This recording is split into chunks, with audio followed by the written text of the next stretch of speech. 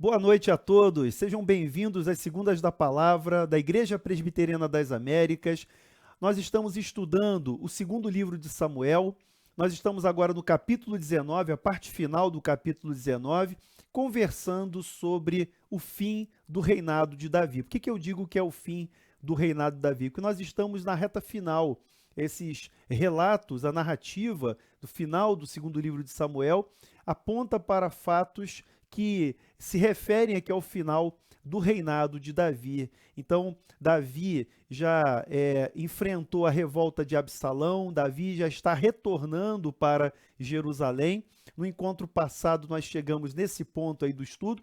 Eu queria retomar com você a partir do versículo 41 do capítulo 19. Lembra que eu falei do capítulo 19? É o final da revolta de Absalão e esse momento em que Davi vai sendo restaurado ao seu governo, ao seu reino ali em Jerusalém. Mas nesse ínterim vai acontecer uma nova revolta. É a revolta de Seba, que nós vamos encontrar aqui a partir dessa narrativa. Os antecedentes da revolta de Seba, nós encontramos aqui no finalzinho do capítulo 19, entre os versículos 41 e 43. Então nós temos aqui mais um momento tenso na vida de Davi, algo que decorre dessa instabilidade do seu poder, do seu governo.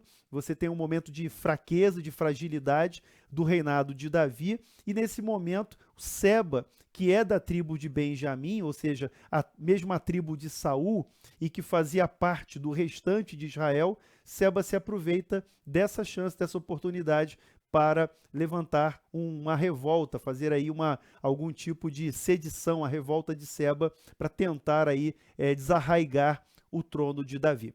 Mas vamos pedir a orientação do Senhor, vamos pedir que o Senhor nos ajude nessa noite. Nós precisamos da orientação do Espírito Santo. Se Deus não nos conduzir, se o Espírito Santo não iluminar os nossos olhos, abrir a nossa mente, não esclarecer para a gente o texto, isso aqui vira um livro de história. Isso aqui, né, poderia ser muito bem utilizado como enredo de uma novela, tranquilamente, porque você tem ali drama, você tem a realidade do drama do homem, do pecado, todas essas questões. Mas se não tivermos a iluminação do Espírito, nós não vamos alcançar, não vamos compreender aquilo que o Senhor quer comunicar para nós através dessa narrativa bíblica. Esse é um livro histórico, nós temos que entendê-lo e lê-lo como um livro histórico, mas mais do que uma mera história, é um livro inspirado por Deus, né? A Bíblia ela tem essa característica maravilhosa porque ela é um livro divino e humano. A Bíblia foi inspirada por Deus. A palavra usada pelo apóstolo Pedro, quando ele fala que homens de Deus falaram inspirados, movidos pelo Espírito Santo. Ou seja, a ação de Deus impelindo esses homens a registrarem o texto bíblico que ficou aqui, na história, marcado para a nossa edificação. Então, algo nós podemos tirar desse texto de acordo com a vontade de Deus. Então, ao pedirmos a ajuda do Espírito Santo, nós vamos tentar aqui compreender a palavra e aplicá-la aos nossos corações para os nossos dias. Vamos orar? Senhor, nós te agradecemos por essa oportunidade, Pai, e pelo privilégio que o Senhor nos concede nessa noite, de mais uma vez nos reunirmos aqui para ouvir a Tua voz, ler a Tua palavra, estudar a Tua palavra, Senhor, e nós confessamos que sem Ti nós nada podemos fazer. Nós confessamos que sem Ti nós não temos nenhuma condição, Pai, de compreender a verdade que está na Tua palavra. Deus, nós não queremos especular, nós não somos especuladores, curiosos, mas nós somos crentes, nós somos Teus filhos e nós queremos ouvir a Tua voz através da Tua palavra. Por isso, ó Deus, fala conosco nessa noite, que possamos sair desse encontro aqui, Pai, edificados, fortalecidos, alimentados pela Tua palavra, e que assim o Senhor nos ajude nessa noite. É assim que nós oramos em nome de Jesus. Amém. Graças a Deus. Que bom, irmãos. Então, mais uma vez, essa rica oportunidade que Deus nos concede aqui de estudarmos livro por livro nas Segundas da Palavra. É um estudo extensivo, né? Um estudo extensivo, do texto bíblico, vem vindo desde o Gênesis. O reverendo Homer vem ministrando para nós há tanto tempo já, e mais de 3 anos que as Segundas da Palavra fazem parte aí do nosso calendário, da nossa agenda da igreja, e isso tem sido muito abençoador. Eu queria então dar sequência ao texto aqui, falando de 2 Samuel, capítulo 19. Nós paramos aí nesse ponto na semana anterior, e eu queria que você acompanhasse comigo aí esse momento que precede a sedição, a revolta de Seba. Então, você vai encontrar aí nos versículos, a partir do versículo 41, essa nova passagem, né, essa transição que acontece, quando diz assim, olha, eis que todos os homens de Israel vieram ter com o rei e lhe disseram, por que te furtaram nossos irmãos, os homens de Judá, e conduziram o rei à sua casa através do Jordão, e todos os homens de Davi com eles? Essa pergunta dos homens de Israel, eu queria que você marcasse aí na sua Bíblia essa expressão, homens de Israel. E logo após você vai ver a expressão homens de Judá. O que você percebe aqui? Primeiro que havia, sempre houve, né? Na verdade sempre houve uma divisão entre, né, a tribo de Judá e as demais tribos. Se você perceber, Davi é o primeiro rei do Reino Unido. Saul não teve um Reino Unido. Saul reinou sobre parte de Israel. Davi, quando começa a reinar, ele reina em Hebrom. Então, Davi começa seu reino em Hebrom. E depois, ele é consolidado como o rei de todo Israel.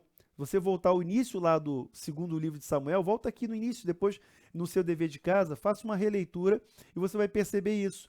Que houve uma conversa, houve uma negociação, e Abner, o general Abner, foi um homem importante naquele momento para conversar com os homens de Israel. Abner, que era das tropas de Saul, que era um general de Saul. Então Abner, ele foi usado aí como instrumento para negociar com as tribos de Israel, de modo que eles apoiassem Davi, reconhecessem Davi como rei. Então, Davi é o primeiro rei do Reino Unido. Depois de Davi vem Salomão, que é o segundo rei do Reino Unido. Depois de Salomão, o reino vai ser dividido exatamente entre as tribos de Israel, o norte, e aí você vai ver isso no primeiro livro de Reis, que a gente vai ter estudo em sequência. O primeiro livro de Reis, ele vai tratar da divisão do reino, que vai ser entre Roboão e Jeroboão. Roboão, que vem a ser filho de Salomão. Então, o filho de Salomão, ele vai ficar com as duas tribos do sul, vai ficar com Judá, e Jeroboão acaba governando o reino do norte. Israel, então, é o reino do norte, e Judá fica sendo esse reino do sul. Então, após Salomão, após o reinado de Salomão, o reino vai ser dividido. Mas eu queria mostrar para vocês que essa semente, esse embrião, né, dessa divisão sempre existiu. A animosidade sempre existiu. E você vê nessa fala do versículo 41 um ressentimento. Os filhos de Israel estavam ressentidos. Por quê? Porque eles foram os primeiros a chamar Davi de volta para Jerusalém. E é interessante que eles apoiaram Absalão. Os homens de Israel apoiaram Absalão, lembra lá da revolta, e eles, ao perderem essa peleja, quando o Absalão é morto, quando termina então essa revolta, eles reconhecem que apoiaram Absalão e eles se voltam para Davi, para chamá-lo de volta ao trono. Então, os homens de Israel foram mais rápidos do que os homens de Judá para restaurar Davi ao reino. Então, o que acontece? Nessa disputa de espaço, nessa disputa política, os homens de Judá acabam se antecipando e vão trazer Davi nesse momento em que ele atravessa o Jordão. Então, apesar de os homens de Israel serem os primeiros a aceitarem, né, e falarem para que Davi voltasse para reinar em Jerusalém, são os homens de Judá que se antecipam e atravessam o Jordão com ele. E esse é o ressentimento aqui. É claro que quando a gente tem um clima de ressentimento, qualquer coisa é a gota d'água, não é verdade? A experiência mostra isso, né? Às vezes, pessoas estão ali numa determinada tensão interpessoal e qualquer palavra, qualquer postura, né, um olhar, muitas vezes, já é suficiente para detonar uma contenda, para detonar ali uma discussão e indo a consequências mais graves aí de uma desavença, de uma inimizade. E era o que acontecia nesse momento. Então, o texto mostra aqui essa pergunta dos homens de Israel, que na verdade é uma pergunta retórica, porque eles dizem, olha, todos os homens de Israel vieram ter com o rei. Então eles vieram falar com o rei. E lhe disseram, por que te furtaram nossos irmãos, os homens de Judá? E conduziram o rei e sua casa através do Jordão, e todos os homens de Davi com eles. Então por que eles tomaram a nossa frente, se fomos nós? O versículo 42 diz assim, responderam todos os homens de Judá. Então o rei não responde. Davi não responde. Quem responde são os homens de Judá. Olha a confusão ali, que é a dificuldade. Olha a tensão. Os homens de Judá responderam aos homens de Israel, porque o rei é nosso parente. Por que, pois, vos irás por isso? Porventura, comemos à custa do rei? Ou nos deu algum presente? Eles estão dizendo o seguinte, olha, nós fomos primeiro porque ele é o nosso parente. Nós somos da tribo de Judá, nós somos parentes de Davi. Por isso que nós nos antecipamos. Responderam os homens de Israel aos homens de Judá e disseram, 10 tantos temos no rei, e mais a nós nos toca Davi do que a vós outros. Por quê? Porque, pois, fizestes pouco caso de nós? Não foi a nossa palavra a primeira para fazer voltar o nosso rei? Veja, isso é verdade, eles foram os primeiros a querer trazer Davi de volta. Porém, a palavra dos homens de Judá foi mais dura que a palavra dos homens de Israel. Então, esse trecho aqui que nós acabamos de ler, finalizando o capítulo 19, ele caracteriza o cenário que vai gerar a revolta de Seba. Um ponto importante aqui. Os homens de Israel questionaram Davi, mas a resposta veio dos homens de Judá. Então, no silêncio do rei, os homens de Judá respondem a aqueles homens das tribos de Israel. E a gente percebe, então, esse clima de tensão, de animosidade, de ressentimento que havia entre esses dois grupos. E Davi, talvez por não, nesse momento, eu diria, essa imparcialidade, entre aspas, de Davi, ele é imparcial, entre aspas, né? Porque, na verdade, ele não queria perder apoio de nenhum dos lados. Então, ele nem responde aos homens de Israel, e ele também não ameniza a palavra dos homens de Judá, que foi muito dura contra os homens de Israel. Então, esse silêncio, essa inércia de Davi, essa pretensa imparcialidade, talvez seja porque ele não queria desagradar nenhum grupo nem outro. Então, ele ficou na dele, porque ele sabia que o problema era entre os dois grupos. Mas isso vai ter consequência. Isso vai ter a consequência que é a revolta de Seba. Então, começa aí o capítulo 20, a gente passa ao capítulo 20 agora, e o capítulo 20 diz o seguinte, então, se achou ali, por acaso, um homem de Belial. Homem de Belial, toda vez que a palavra de Deus usa essa expressão homem de Belial, você vai associar com uma pessoa má, sabe? Uma pessoa que não tem escrúpulos, uma pessoa que não tem temor de Deus. Então você pode sempre associar essa expressão homem de Belial é aquele que não tem escrúpulos, é aquele que não tem temor de Deus, é um homem mau. Então, por acaso, Seba estava ali. Olha como é que as coisas acontecem, né? Como diz a linguagem popular, caiu no colo de Seba essa situação. Por quê? Porque por acaso estava ali um homem de Belial, cujo nome era Seba, filho de Bicri, homem de Benjamim. Lembra? Saul era da tribo de Benjamim.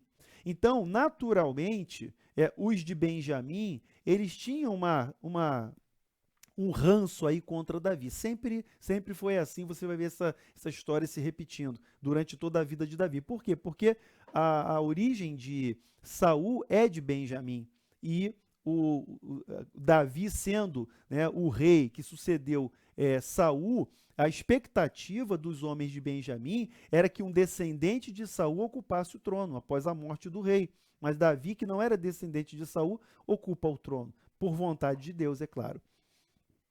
Ele disse assim, olha, tocou a trombeta, o Seba tocou a trombeta e disse, não fazemos parte de Davi, nem temos herança no filho de Jessé. Cada um para as suas tendas, ó Israel. Então, qual é a estratégia de Seba?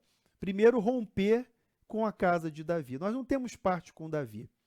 Nós não temos parte com o filho de Jessé, não temos herança com ele. Olha, cada um para sua casa. Nós não vamos apoiar Davi, nós não vamos seguir com ele para Jerusalém. Em resumo, essa é a conclamação aqui feita por Seba nesse momento. O que acontece? Os homens de Judá, diz aqui o versículo 2, né? Perdão, versículo 2 diz, então todos os homens de Israel se separaram de Davi e seguiram a Seba, filho de Bicri. E os homens de Judá se apegaram ao seu rei, conduzindo-o desde Jordão até Jerusalém. Então aqui você tem a divisão. Você tem aqui a divisão e provocado por esse homem de Belial, que é o Seba, e que nesse momento ele consegue, né, por acaso, né, é interessante que a expressão aqui não é, né, à toa, né, por acaso, ou seja, ele não era líder de nada, ele não era um homem reconhecido como autoridade, ele era um homem qualquer, um homem de Belial, um homem sem temor de Deus, e ele se levanta e diz, olha, não temos nada com Davi, vamos sair. Era a faísca que faltava para começar o incêndio. Era a faísca, era a gota d'água, né, como diz, a gota d'água que faltava para transbordar aí o pote, né, da revolta que começa nesse momento. Tudo bem? O texto aqui, o narrador faz um parêntese rápido para falar das concubinas de Davi. Lembra que quando Absalão assume o reino ali, quando ele se revolta, Davi foge de Jerusalém, Absalão entra em Jerusalém e ele toma conselho e ele, primeiro ato público, lembra que Absalão era um sujeito muito teatral, né? Então todos os atos dele sempre tinham parece até essas redes sociais de hoje, né? Parece até essas redes sociais que nós vemos hoje, como as pessoas são teatrais, né? Como as coisas são forçadas, como a imagem muitas vezes não representa a realidade. Mas, desabafos à parte, vamos lá. O Absalão, o primeiro ato público dele é colocar o harém de Davi à vista de todo o povo, e ali ele se relaciona com as concubinas de Davi. Ele vai se relacionar, então, com aquelas mulheres do harém de Davi. E aí vem a providência. A primeira coisa que Davi faz quando chega a Jerusalém é a providência em relação às suas concubinas. Diz aqui o versículo 3. Vindo, pois, Davi para sua casa, Jerusalém, tomou o rei as suas 10 concubinas, que deixara para cuidar da casa, e as pôs em custódia e as sustentou, porém não coabitou com elas. E estiveram encerradas até o dia em que morreram, vivendo como viúvas. Então, as concubinas de Davi, elas foram tratadas como se fossem viúvas. Davi não se relacionou com aquelas mulheres, e elas ficaram ali sustentadas por ele, aquele grupo de mulheres, foram mantidas as mulheres, mas sem que Davi tivesse mais contato com elas. E isso, é claro, por conta da desonra, né, que houve por seu filho ter, né, entre aspas, subido ao leito do seu pai. Essa expressão dentro da palavra de Deus, né, você tem essa proibição da lei, né? Então ele ao se relacionar com as concubinas de Davi, ele manchou, né, ele maculou essa questão. A Bíblia não está dizendo aqui que ter concubina seja uma coisa certa, tá, gente? A gente já conversou sobre isso.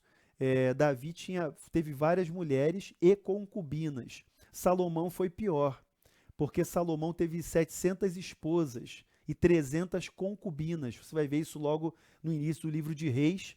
Salomão, não vou fazer spoiler, né? Mas só para vocês terem uma ideia, se Davi tinha muitas mulheres e concubinas, Salomão teve 700 mulheres e 300 concubinas. Isso é um problema. Isso não é aprovado por Deus. A gente fica, às vezes, nessa tensão, porque o texto bíblico ele é uma narrativa. Tá? O livro histórico é uma narrativa. E a narrativa não esconde a verdade. E a verdade, mesmo que seja pecado, ela está sendo narrada, está sendo dita aqui. Esse é o ponto. Então a gente tem que ter esse cuidado, essa atenção.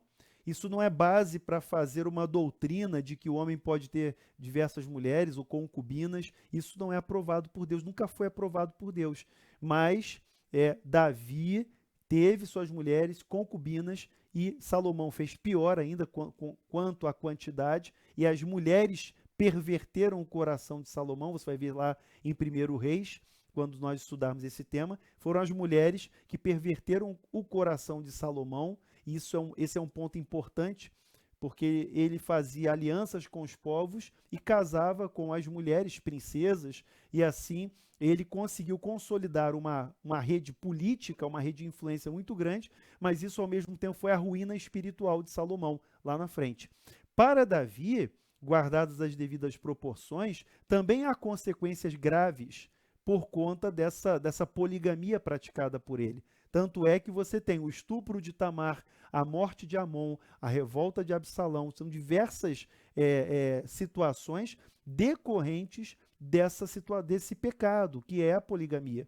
Deus não aprova isso não, tá bom? Então a gente tem que ter cuidado com isso, e isso fazer uma aplicação para os nossos dias também, né? Entendendo que a gente não pode pegar a literalidade do texto e agora querer aplicar, né? Como um pretexto para o pecado. Então, que fique claro isso aí. Mas, feito esse parênteses aqui quanto às concubinas de Davi, nós temos um momento, né, fechado parênteses, volta para a questão da revolta. E aí Davi, lá no versículo 4 do capítulo 20, Davi vai dar ordem a Amasa. Amasa, lembra? Amasa tinha sido general de Absalão. Amasa tinha sido general de Absalão. E Davi nomeia Amasa como general e destitui Joabe. Você viu isso no encontro passado, nós falamos sobre isso. O Davi destitui Joabe, que era o general, e nomeia Amasa para ser o líder das tropas. É claro que Joabe não gosta disso, né? E aí, esse evento aqui do versículo 4, ele vai mostrar o despreparo de Amasa. E também, é claro, a falta de confiança que havia nele. Versículo 4, disse o rei a Amasa, convoca-me para dentro de 3 dias, os homens de Judá, e apresenta-te aqui. Então, a missão de Amasa era reunir as tropas em 3 dias, tudo bem? Partiu Amasa para convocar os homens de Judá, porém demorou-se além do tempo que lhe fora aprazado. Então, Amasa perdeu o prazo. Amasa não cumpriu o prazo determinado por Davi. O que isso significa? Primeiro, aponta para um despreparo de Amasa. Ele não estava pronto para cumprir essa missão. Em 3 dias, reunir as tropas. Ou seja, ele tinha que ter uma autoridade, ele tinha que ter ali um carisma, né, uma liderança, de modo que o seu chamado, a sua convocação fosse pronta para reunir em 3 dias ali as tropas de Judá. Então, ele faz ele vai para essa missão, mas ele se demora. Um segundo ponto aqui, que gera uma dúvida, pode ser essa desconfiança.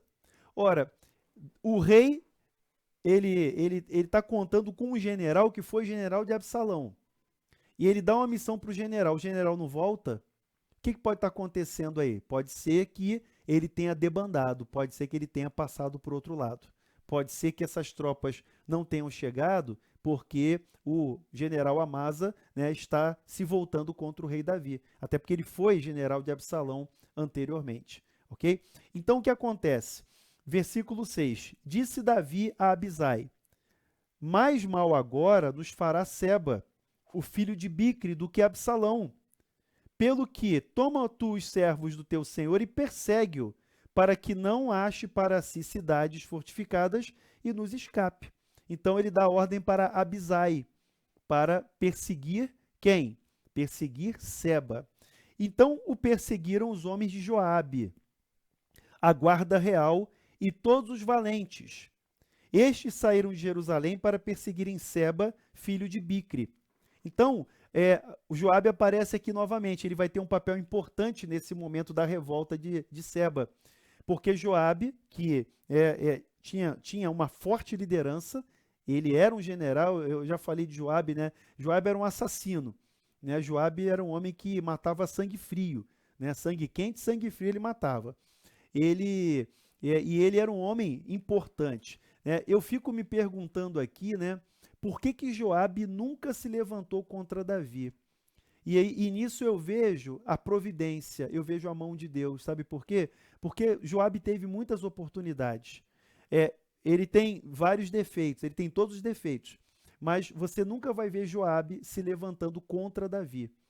É claro que ele cometeu erros aqui, ele tem aqui sua responsabilidade, mas ele não se levanta contra Davi. Então Joabe vai, junto com a guarda real, né, os homens de Abisai, de Joabe, a guarda real, eles saem em perseguição. Chegando à Pedra Grande, que está junto a Gibeão, versículo 8, eles chegam à Pedra Grande, junto a Gibeão. Amasa veio perante eles.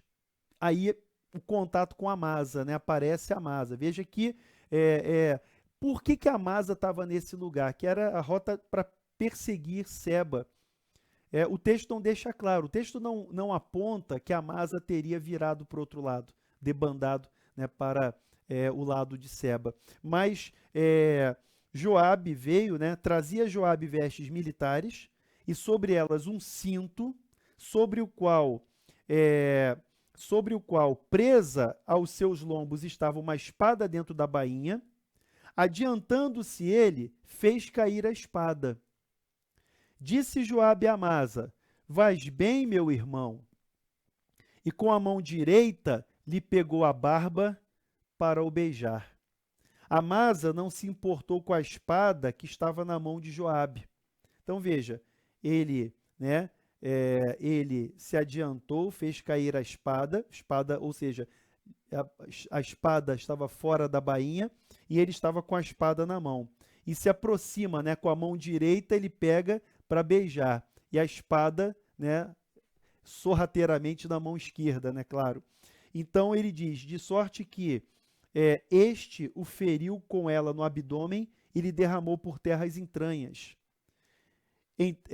Não o feriu segunda vez e morreu. Então Joabe e Abisai, seu irmão, perseguiram a Seba, filho de Bicre. Ou seja, o Joabe mata Amasa de uma forma traiçoeira. Ele simula ali que estaria, né, abraçando, beijando, né, tirando ali a espada, ou seja, viria desarmado, e de uma forma traiçoeira ele mata o Amasa. E a cena aqui é um pouco chocante, né, porque o texto vai, na sequência, mostrar, né, que ele, aqui no versículo 11, mas um dentre os moços de Joabe parou junto de Amasa e disse: quem está do lado de Joabe e é por Davi, siga Joabe. Então, um dos moços, um dos escudeiros, né, um dos subordinados a Joabe, né, levanta essa palavra. Quem está do lado de Joabe e é por Davi, siga Joabe. Amasa se revolvia no seu sangue no meio do caminho. Então, veja, o Amasa ainda agonizava ali, né? Aquele corte no abdômen fez com que os seus órgãos exteriorizassem ali, intestino. Uma cena horrível. E ele se revolvia ali, agonizando, e o povo vinha e parava. Os soldados, quando vinham, eu imagino aquela cena que é muito comum aqui no Rio de Janeiro, em outros lugares, né, que você tem um trânsito e acontece um acidente de trânsito. Então as pessoas param, né, o trânsito engarrafa, porque as pessoas param para ver o acidente.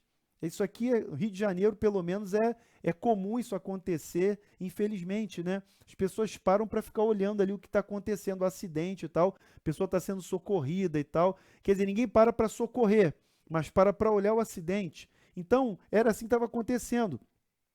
Vendo o moço que todo o povo parava, diz o versículo 12, desviou a Amasa do caminho para o campo e lançou sobre ele um manto, porque via que todo aquele que chegava a ele parava. Ou seja, estava ali o corpo de Amasa, primeiro ele se revolvia ali no seu sangue, né, agonizando, depois o corpo com as entranhas para fora, e aí esse rapaz ele coloca um manto sobre Amasa, de modo que o povo não perdesse o foco ali, os soldados não parassem, mas seguissem no encalço de Seba.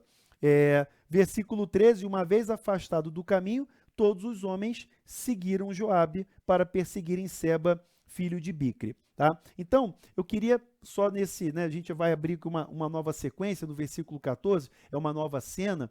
Então, eu queria que você percebesse o seguinte, né, não houve questionamento aqui sobre o que Amasa fez. O texto não deixa claro, né, se ele estava perdido, se ele estava despreparado mesmo, acredito que era um despreparo, mas não deixa claro que ele tinha virado de lado, que ele tinha bandeado aí para o lado de Seba.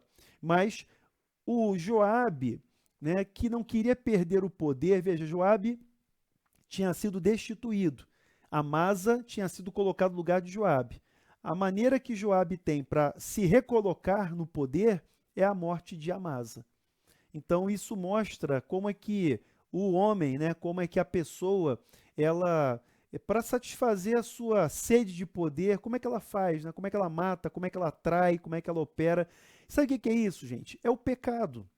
A gente não pode perder de vista, né? A narrativa bíblica, ela tem sempre aquelas 4 palavras que eu repito sempre aqui nos estudos, né? Na narrativa bíblica você tem criação, queda, redenção e a consumação. A gente pode sintetizar, né, toda a narrativa dessa maneira. Do Gênesis ao Apocalipse. Criação, perdão, queda, redenção e a consumação. Aí você vai destacar. Aqui você vê na narrativa a evidência dos efeitos do pecado. A evidência dos efeitos do pecado. Como o pecado é danoso, né? O pecado gera morte.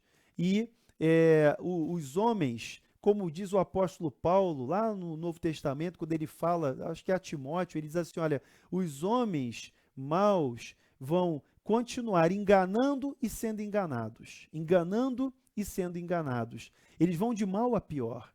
É isso que Paulo fala para Timóteo, jovem Timóteo. Ele diz, os homens maus continuarão indo de mal a pior, enganando e sendo enganados.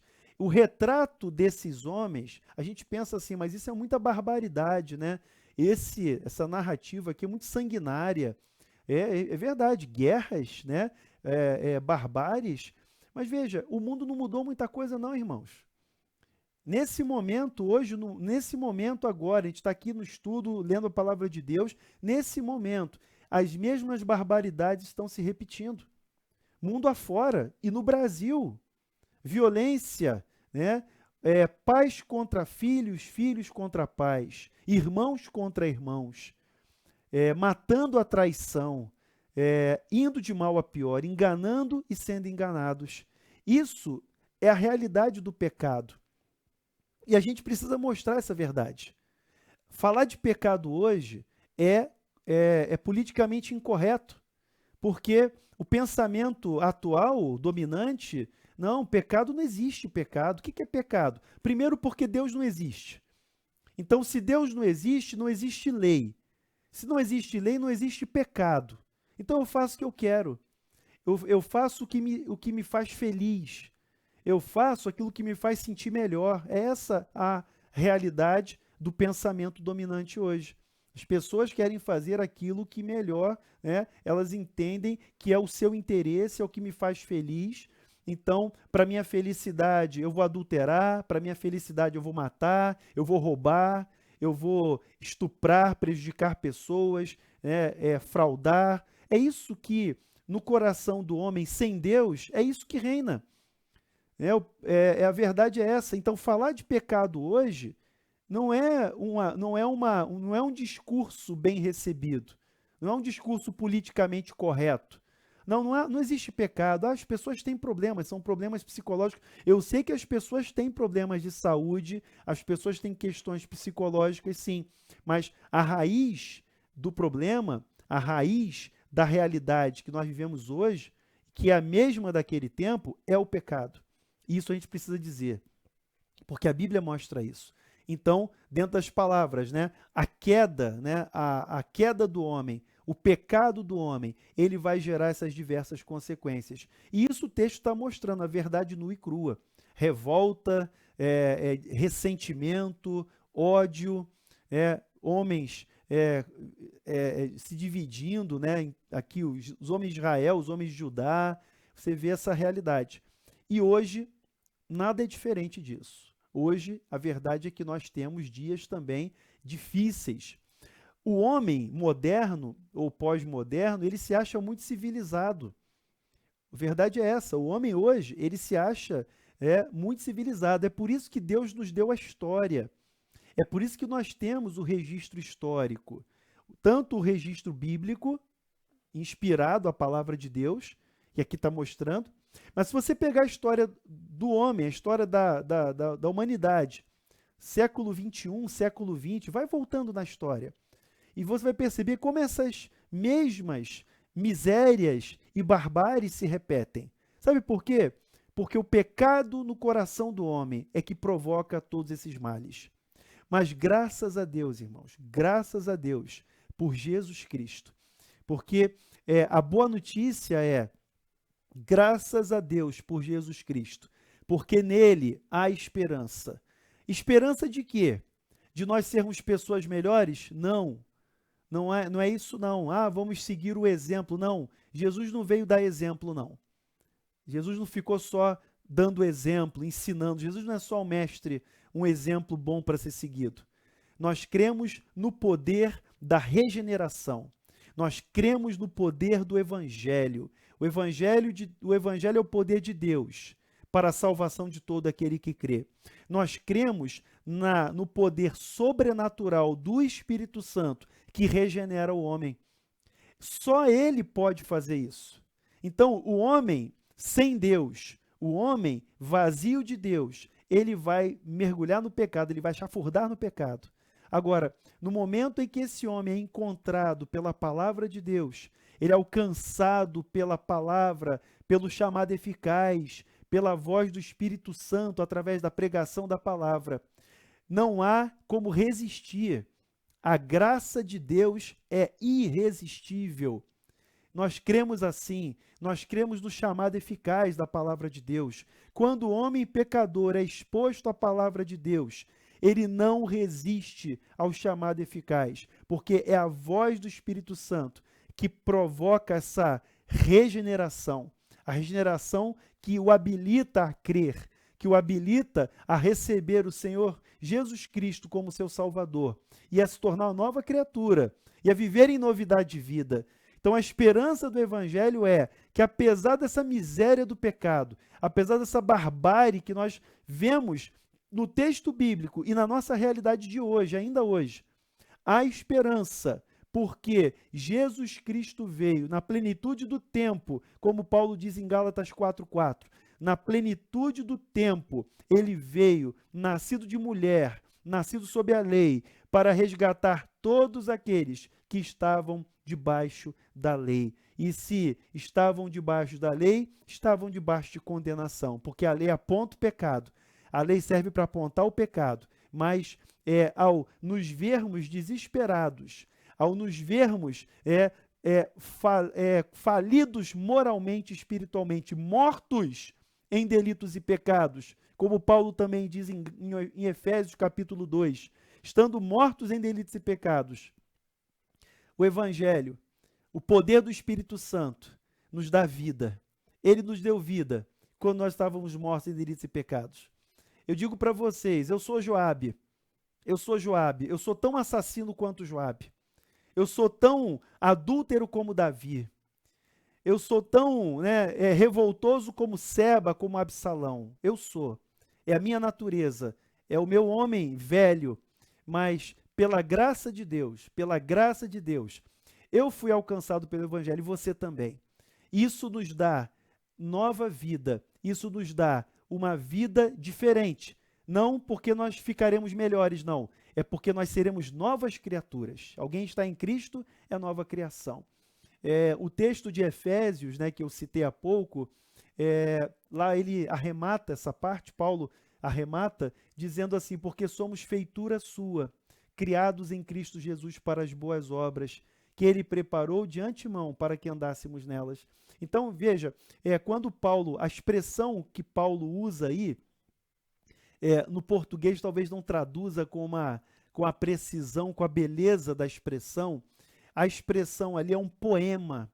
A ideia na língua original grega é poema.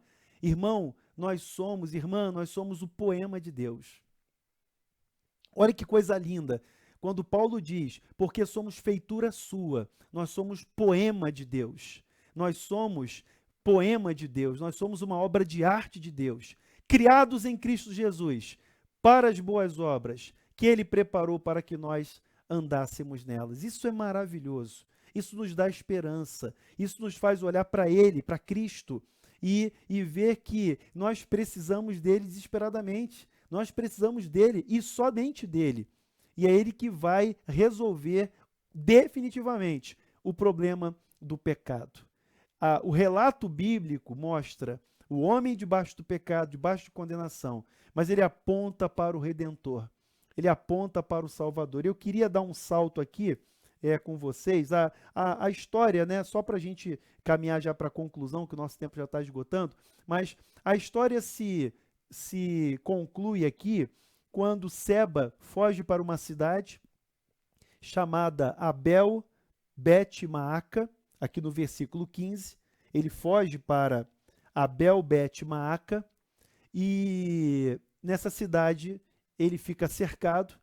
É interessante que o versículo 13 diz o seguinte, versículo 14. Seba passou por todas as tribos de Israel até Abel Bet-Maaca. E apenas os beritas, né, a tradução aqui pode ser bicritas, né, Bicre, ele era filho de Bicre. Então, beritas aqui são os filhos de Bicre. Apenas os filhos de Bicre se ajuntaram todos e o seguiram. Ou seja, Seba, que pensava que teria uma grande adesão na sua revolta, na verdade, ele não teve ninguém atrás dele, era um homem de Belial, ele era um João Ninguém, era um sujeito que apareceu do acaso, a revolta caiu no colo dele, ele teve apenas ali aquele momento de expressão ao tocar a trombeta e conclamar a revolta contra Davi, mas ninguém seguiu Seba. Ele foge para essa cidade com esse pequeno grupo e lá na cidade aparece uma mulher sábia. Depois do cerco de Abel Bet-Maaca, Joabe faz um cerco. Aqui o texto vai mostrar que eles fizeram um tipo de rampa, né, colocando pedras, uma rampa pela qual eles iam ultrapassar o muro e invadir a cidade. E aí uma mulher sábia, ela aparece aqui na história, não tem o nome dessa mulher, ela é conhecida como uma mulher sábia, e ela conversa com Joabe. E é interessante que ela faz aqui ela faz uma acusação para Joabe, né? Lá no versículo 20, aqui no versículo 19, tá? Ela diz assim: olha, eu sou uma das pacíficas e das fiéis em Israel, e tu procuras destruir uma cidade. Olha a acusação, olha a coragem da mulher. E tu procuras destruir uma cidade e uma mãe em Israel, destruir uma cidade, uma mãe em Israel, que era ela, por que, pois, devorarias a herança do Senhor? Então, veja, se deixasse, Joabe arrasaria com aquela cidade. Joabe destruiria mesmo a cidade, porque é a índole de Joabe.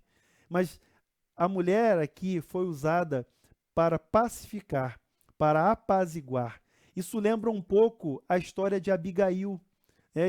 Quando eu li esse texto, eu me lembrei de Abigail, que era a mulher de Nabal, e Nabal não quis apoiar Davi. Davi falou: ah, então vou destruir Nabal e toda a sua parentela. E Abigail, ela consegue apaziguar o ânimo, livrar Davi de matar Nabal, porque Nabal acaba morrendo naturalmente, mas a mulher, Abigail, com a sua sabedoria, ela consegue aplacar a ira de Davi. E aqui também, essa mulher sábia consegue convencer Joabe a não destruir, não arrasar a cidade. Ela diz assim: olha, então vamos fazer o seguinte. é, e Joabe fica constrangido: longe de mim que eu devore e destrua. Mas ele ia fazer isso, exatamente. Ele tinha cercado a cidade, ele tinha toda a vantagem. E a mulher faz ali um acordo e ela acerta com Joabe que vai entregar a cabeça de Seba. Lá no versículo 22, e a mulher na sua sabedoria foi ter com todo o povo. E cortaram a cabeça de Seba, filho de Bicre, e a lançaram a Joabe. Então tocou este a trombeta e se retiraram da cidade, cada um para a sua casa, e Joabe voltou a Jerusalém a ter com o rei. Então aqui termina a revolta de Seba, aqui no capítulo 20, né, fechando aqui o capítulo 20, termina a revolta de Seba e felizmente não houve esse massacre na cidade de Abel Bet-Maaca. Tudo por quê? Porque uma mulher teve a sabedoria, teve a coragem, teve a rapidez de raciocínio de propor, né, uma saída pacífica. Eu sou uma das pacíficas de Israel. Eu sou uma das pacíficas, né, que ela diz aqui, e das fiéis em Israel. E você vem aqui destruir a herança do Senhor, você vem aqui destruir uma mãe em Israel, você vem aqui destruir uma cidade. E aí ela consegue, com essas palavras, né? Claro que eu vejo a mão de Deus aqui também, eu vejo a ação de Deus, né, dando esse livramento, poupando essa cidade, essas pessoas, através de uma palavra de sabedoria. Irmãos, já caminhando aqui para a nossa conclusão mesmo, eu vou fechar aqui, capítulo 20, ele vai terminar falando dos líderes aqui de Davi, tá? Vou ler só o texto aqui. 23, olha como é que as coisas são. Joabe era comandante de todo o exército de Israel. Joabe tinha sido destituído por Davi, mas ele, né, a força ele retoma e Davi, né, não se opõe. Quer dizer, ele tem um poder muito grande aqui para pressionar Davi. E depois dessa missão que ele cumpre, né, tirando aquele que era o seu obstáculo, Amasa, né, e conseguindo aqui vencer a revolta sem derramar sangue, porque veja, o sangue aqui foram de dois, Amasa e Seba. Só dois derramaram sangue aqui, Amasa e Seba. Então, para Davi, acabou sendo, né, uma vitória importante, porque não houve derramamento de sangue em Israel, por conta da intervenção dessa mulher. Então, e ele termina aqui o capítulo 20 falando de Joabe como comandante, Benaia, comandante da guarda real, e aí vem aqui sacerdotes e tal, vem aqui essa referência aos oficiais de Davi. Eu queria terminar aqui, então, e dentro do texto nós já fizemos as aplicações, né? Primeiro, a revolta começa por causa de ânimos acirrados. A revolta começa porque os homens de Israel estavam ressentidos dos homens de Judá. A revolta termina com uma mulher pacificadora. A revolta termina com uma mulher sábia. A revolta termina com uma mulher que evita um derramamento, um banho de sangue. E é claro que, imagine você, né? Se Joabe esmaga essa cidade, se Joabe destrói essa cidade, e ele ia fazer isso, qual seria a repercussão para o restante de Israel? A guerra continuaria, a guerra civil continuaria, mas pela palavra de uma mulher, por uma palavra de sabedoria, por uma palavra de paz, evitou-se o derramamento de sangue, evitou-se a continuação da guerra, acabou a revolta e Davi, né, vai seguir aqui o seu reinado, né, debaixo da misericórdia de Deus. Outros percalços acontecerão, você vai ver mais à frente, no nosso próximo encontro, a gente vai para o capítulo 21, né, e seguindo para a caminhada final do livro aí. Mas eu queria terminar com essa palavra. No Sermão do Monte, Jesus disse: bem-aventurados os pacificadores. Bem-aventurados os pacificadores. Essa fala, vou abrir com vocês aqui o Sermão do Monte rapidinho, dá tempo ainda, né? Então, Sermão do Monte, Mateus, as bem-aventuranças, capítulo 5, tá? E Jesus diz assim, olha, Mateus capítulo 5, nas bem-aventuranças, versículo 9. Bem-aventurados os pacificadores. Por quê? Porque eles serão chamados filhos de Deus. Bem-aventurados os pacificadores, porque serão chamados filhos de Deus.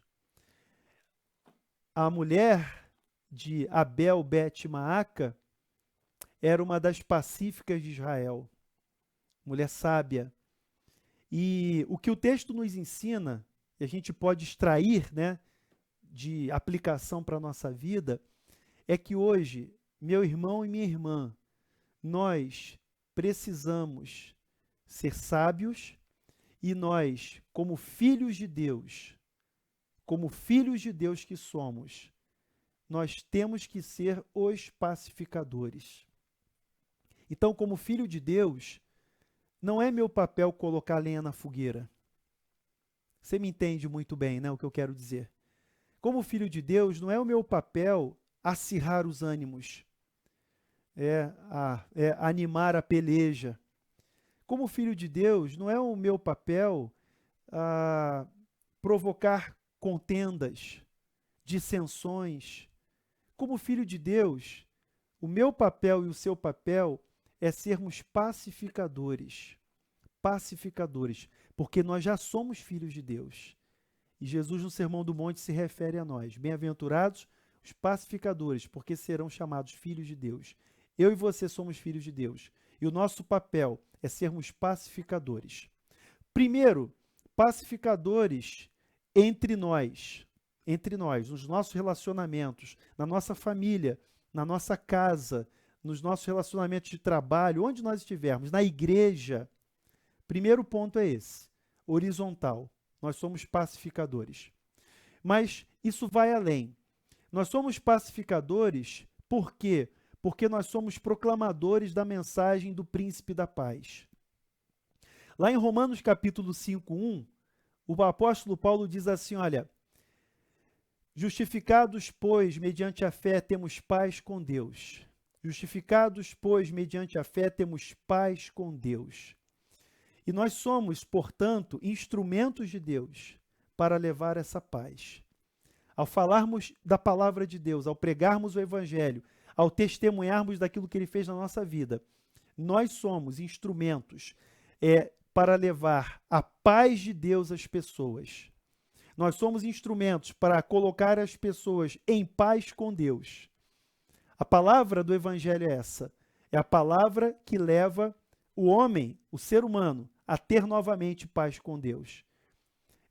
Mais à frente, Paulo diz que Ele é a nossa paz. Eu acho que em Colossenses ele diz, Ele é a nossa paz. Jesus é o príncipe da paz. A mensagem do Evangelho aponta para a iniciativa de Deus para fazer uma aliança conosco, uma aliança de paz, uma aliança eterna. Então, nós somos chamados a sermos pacificadores, nos dois sentidos, nos nossos relacionamentos e no relacionamento das pessoas com Deus, porque ao pregarmos o Evangelho, as pessoas vão ter paz com Deus. Ao receberem a palavra do Evangelho, elas terão paz com Deus, porque serão justificados pela graça do nosso Senhor Jesus Cristo. Eu termino aqui, nosso tempo já está esgotado, então que Deus abençoe a sua vida, Deus abençoe a sua família, que essa palavra fique no nosso coração e que nós possamos aplicá-la de verdade na nossa vida, tá bom? Que Deus os abençoe, tenha uma boa noite e até a próxima Segunda da Palavra aqui da Igreja Presbiteriana das Américas. Tchau, tchau.